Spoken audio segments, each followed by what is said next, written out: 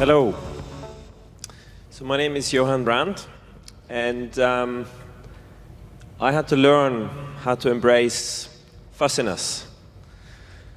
And I believe one of the things people do going to school is they want clarity. They want to understand the world. They expect to understand the world. But as they go through school, they realize that the world isn't simple, it's complex. And you look to the teachers in the school system to bring you this clarity, but actually I think as you progress, it becomes even more fuzzy.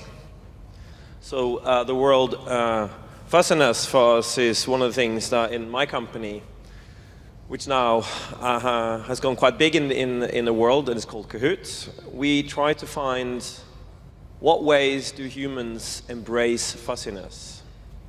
And we have this wonderful thing called play, which is the language we were born with. The language which is not a language, which is actually a behavior, so it's a perfect point.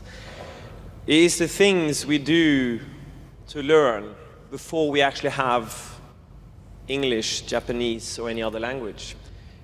And through play, we actually learn the structure to embrace fussiness. So play has then turned into games. And games are rules.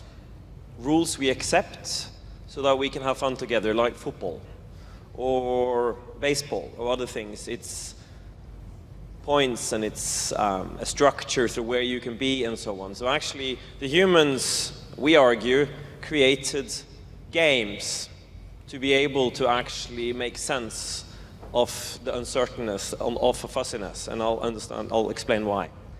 So the purpose we see in learning now is to create new and improved human behaviors. The reason we go to school is not really to learn languages or math or any of the subjects. Those are just building blocks for us as human beings to become new and improved individuals of who we are. And once we accept that, it's easy to continue doing it the rest of our lives. And we realize we need to keep on getting new building blocks. So once I graduate from school, I need to continue and find new building blocks to create new and improved human behaviors. Because if we do that, we're willing to learn from our past failures. So in Norway, where I'm from, it was necessary to drill for oil and sell oil to the world markets. But now, as we're learning that maybe not be the best thing for the world anymore, it's important that we're willing to change our behavior and find new sources of energy. A part of that is that we set up an organization in Norway, which is called Education Technology, Oslo EdTech. And that's a group of companies who look at learning in the same way. We believe technology for technology's sake will not improve learning, but we believe that technology is a building block in creating better learning. Because technology is a bit like a human being. If you interact with it, it can change, it can get better. So I'm just going to quickly see if this video play. If not, I will talk over it. Let's see here.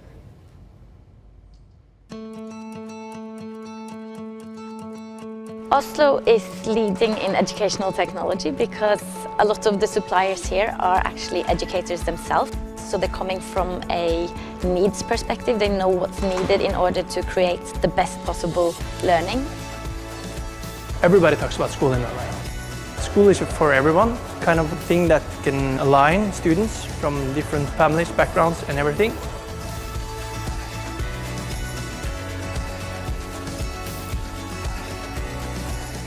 I think that EdTech will be on the rise now in Oslo. So I think it's a match between capital and talent.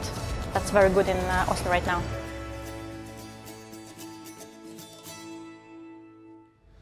What's interesting with this group of companies that we are together is that we don't think learning just happens at school. So when we talk about education technology, we are as interested in technology which are used in the workplace. Because there's often this way that you use one type of technology at school, and then you go to work, and it's a different type of technology. And what we're trying to do now is to create a type of technology that you use through life, that you have technology both at school and in work life that works in the same way. I'll come to the company that I created that is around games. And we asked ourselves the question, in education, who is most important? A lot of technology companies, until the last few years, created technology for the school administration, for the teacher. Most technology was optimized for the adults in the room. It wasn't student-centered. So we put the student at the center and said to ourselves, well, obviously the learner must be the most important in education. But you'll be surprised. If you walked around into most schools, that was not seen as the most important thing. It was the institution itself. It was actually the idea of that education, Cambridge University is the most important, and then you fill it with these people. We had to change that. And the funny thing is, when you look at education now, we are all talking about the student, the lifelong learning, the individual being. But it hasn't always been like this. Our answer was to create Kahoot. So Kahoot means to do something together in a naughty way. It is to get a group of people in a room like this, to have fun, to interact with each other, so they learn. So if you see the old way of sitting and studying in a book, we don't need to do that anymore. The information is open, is free. The idea of studying and not interacting is stupid. It's a great point you made about behavior. So what we realized really is, when the great expense of society has been to build this building, all the infrastructure to get you into this room, if all of this expense is put in there, and you just sit and you look like this for 5 hours and you walk out again, why are we in the same room? Why are we here if we're not interacting to each other? So we created Kahoot, which really is a multiple choice quiz game. It sounds really silly, but what's so fun is when you answer good questions with good answers, and you have points, and you have music, you start to interact. You have fun. And you really start learning the interaction between people. We encourage people to cheat, because through cheat, you're finding survival strategies. We don't believe that exams is going to tell you if you're a good student or not. We believe that through playing a game, you will learn that yourself. You will understand if you're good or not by interacting with others, by achieving success over your past results. So here is a student who's always been failing in class, but in a game of Kahoot, it's okay to stand on top of the desks. It's okay to be free. It's okay to express yourself. We call it loud learning. This is actually in the classroom in the UK, in Eastbourne.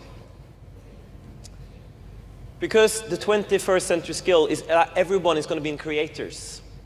Everyone needs to create their own learning material. So Kahoot is also a platform where you create your own games. You create your own multiple choice games to learn. Because really, the good learner is the one who can ask great questions of others, so they learn. So you can both demonstrate what you know, but also you can then learn how to make other people learn. Because at the end of the day, there's no way you're going to learn everything you need to know in the world to be everything. But if you learn how to ask great questions and getting other people to do things in context of you, you will. So our mantra in the beginning was about asking great questions. Our game is all about getting you to ask great questions. And the funny thing is, when you ask really great questions, people start to laugh. If you can combine humor with knowledge, you'll remember it. That's why we all love comedy. That's why we often use comedy to point out the really difficult things in our lives. Comedy normally is about romance, politics, war. And comedy normally asks good questions of us, and it touches us emotionally. So I just want to very quickly just show you actually that this game we created, it's got deep science in it. It's based on behavioral models, how we know we behave. It's based on learning models, how we know we learn. And it's based on gaming models, how we know we game. Now, if you get a text message, we call it a trigger. Ding, ding. You take an action. You take your phone out, and you wonder, what did they send me? Then you get a reward. Hey, I like you. Hey, I don't like you. It's a variable reward. You don't know. but you make a commitment to answer. And then so it goes. And now you probably most know that you will check your phone without needing the trigger. You'll just check it because you wonder what's going to happen. And this is what happens to most of the platforms you use today on the internet. It becomes something you just do. And you get these behavioral models. In learning, I'll be quick around this, but in learning, it's normally that you sit, listen, you ask to respond. You then are asking, going out, you inquire, you maybe create some kind of research paper. Then you're asked to present it back. And if you do well, you feel empowered. That's one way of learning. In gaming, you normally get an introduction to the game, you explain the rules. Once you do that, you understand the structure, you play around. The really good games, which are coming along now, you can then edit the game space. You can make your own version of the game. You then host that for others. You then become the expert, and so goes the loop. And you start realizing that all of these models we have around gaming and learning are very similar, because actually, anyone who's really good at gaming knows that if you learn the game, you've mastered the game. Gaming is really about learning that space, navigating it, and doing it well. And most games we have on the internet is really about collaboration and so on. So actually, the really smart universities now are introducing what they call game-based learning. They are literally presenting the education in a way so you can learn it like a game, and the motivation goes up. And you start realizing all the things I've done all my life until I came to school is actually now very applicable. I don't have to unlearn playing. I can now actually supercharge my education by being a good gamer, by interacting, by seeing myself as a player in a bigger game. So this is how we see it in Kahoot. You do a bit of learning, you listen, then you play multiple choice quiz, then you go out and research, you create a game. You as a student go back into class, you host the game for others, you become the teacher. And here's the reward. Once someone has learned something, they will look at you and call you an expert. That's your reward. That is what your variable reward in this game is. By me teaching you something, you look at me as an expert. It's not very unlike what I'm doing here, coming up talking to you. The problem is you're passively sitting there listening to me. So to get this game to work, I would start playing with you. I'm not going to do that now, unfortunately, but I encourage you. The interface of Kahoot is in English, but you can write Japanese in the game, and you can use it in Japanese as long as you can accept the interface in English. You make games. The best thing to do, if you know someone, you introduce yourself through the game. You ask questions about my life that they have to guess. And that interaction is a really nice way to get to know each other. And it works as well in quantum physics. It's really interesting to see that asking great questions. It can be, do I like dog or cats? Or what's the concept of quantum physics? It can all go through this really simple game, but the answer, of course, won't be the same. And of course, interaction in the room will be a slightly different debate.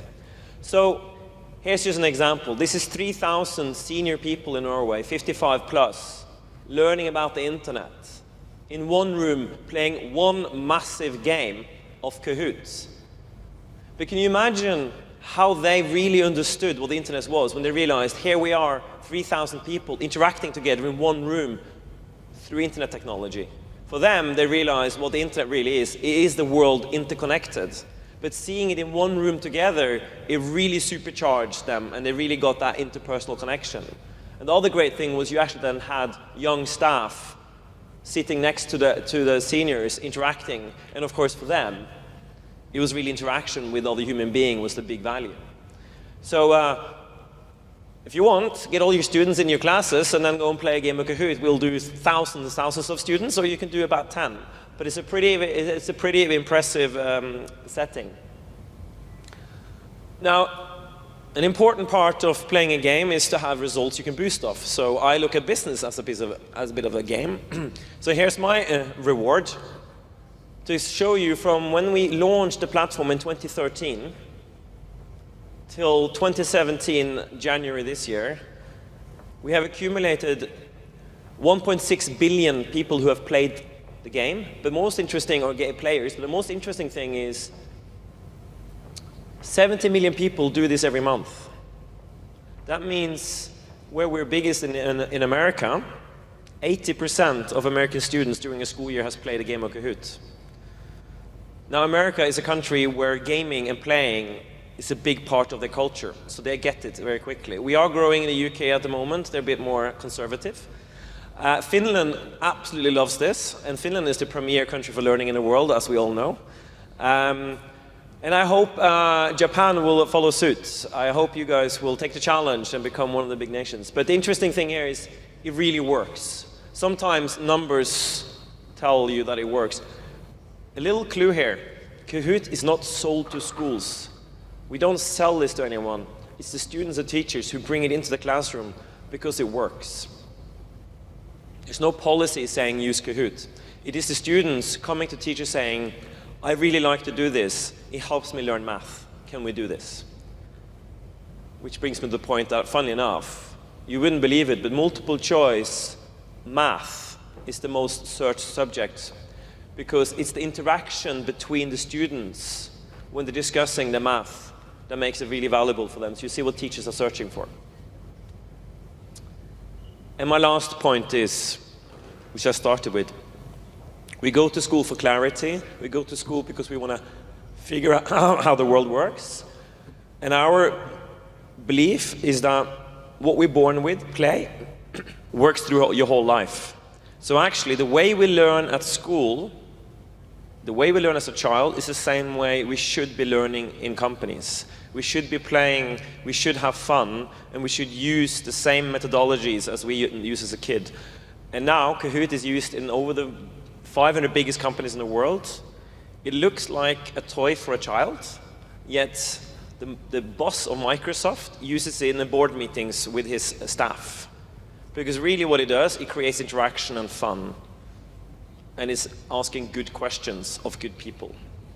So there's no reason you should not go off and have a lot of fun and play a game of Kahoot. Thank you.